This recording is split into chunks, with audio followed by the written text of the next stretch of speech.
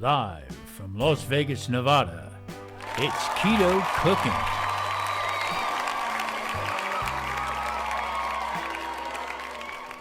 Welcome back. Today we're going to be making my version of homemade ketchup. So what we'll be using today is plum tomatoes, vine ripe tomatoes, and sweet poppers, also known as cherry tomatoes. Cherry tomatoes have a little bit more sweetness to them, so we'll be using this. This recipe has no sugar added whatsoever, no sugar. So I'm cutting them, Marie's separating, taking the seeds and some of the pulp out of it, and she'll also be straining it and saving the seeds.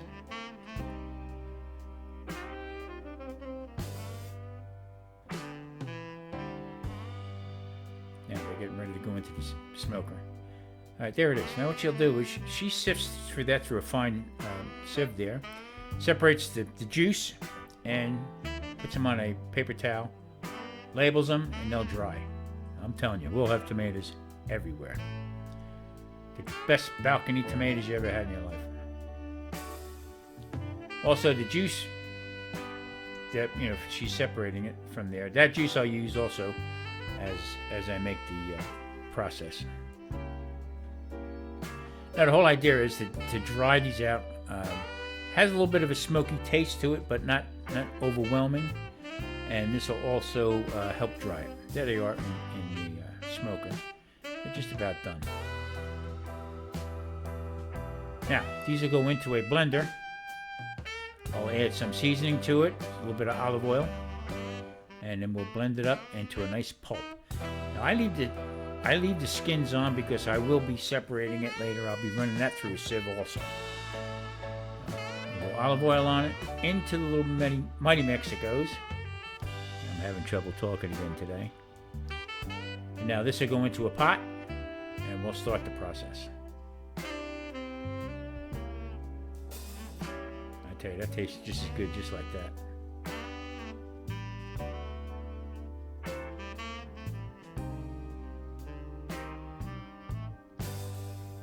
Into the pot now, I'm going to add a little bit of olive oil. Now, not too much, just so it doesn't really stick to the bottom, because I don't want that separation. I don't want the oil to separate from it. I want it to blend in together with it as a very slow simmer, very low. A lot of people take it, they'll bring it up to a boil, and then I don't do that. Now,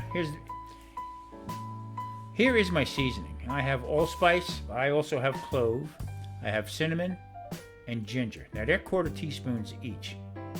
The next batch is going to be 1/2 teaspoon, and that's onion granulated, garlic granulated, cayenne pepper. Now that's a 1/2 teaspoon. Also paprika, black pepper,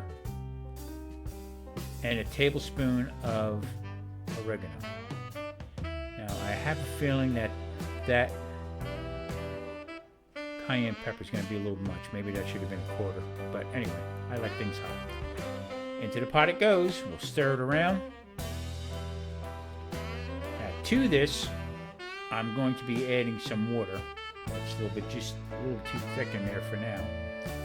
And what I'll do is I'm going to add my Bragg's apple cider vinegar, which is a 1/4 cup. It'll also help neutralize some of the acidity. Now I have a 6-ounce can of tomato paste. Now this is from Sprouts. This one seems to be a little bit more cleaner than the organic one, which is a little bit more money. And the ingredients in this one is really good, really keto friendly. Now I'll be adding a cup of filtered water. Just stir this around. Now you don't want to thin it out too much, but also you don't want it too thick either. So now we'll lid it and let this thing cook.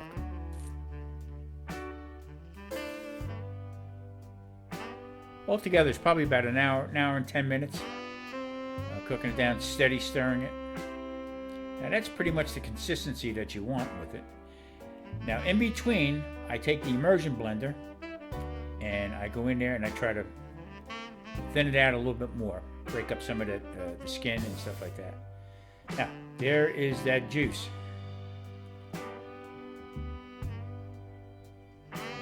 She's Pure tomato juice.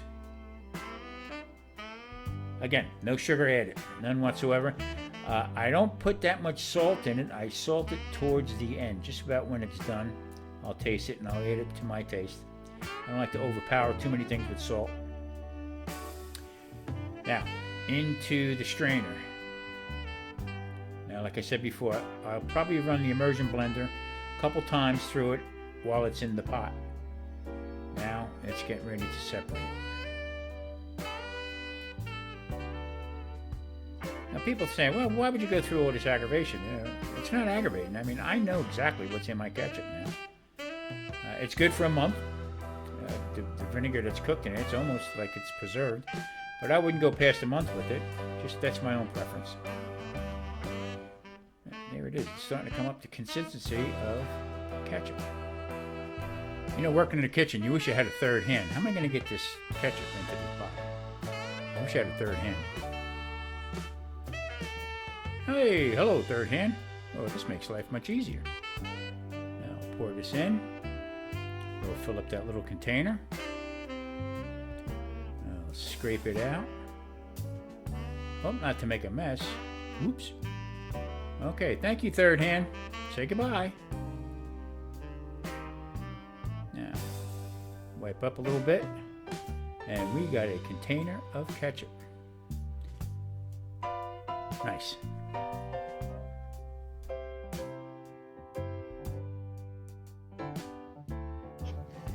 The conclusion of my homemade Tommy Tomato Ketchup. Now, that's a striking name, isn't it? Okay, this is made from vine ripe tomatoes, plum tomatoes, and cherry tomatoes we call them, but they were sweet poppers is what they were.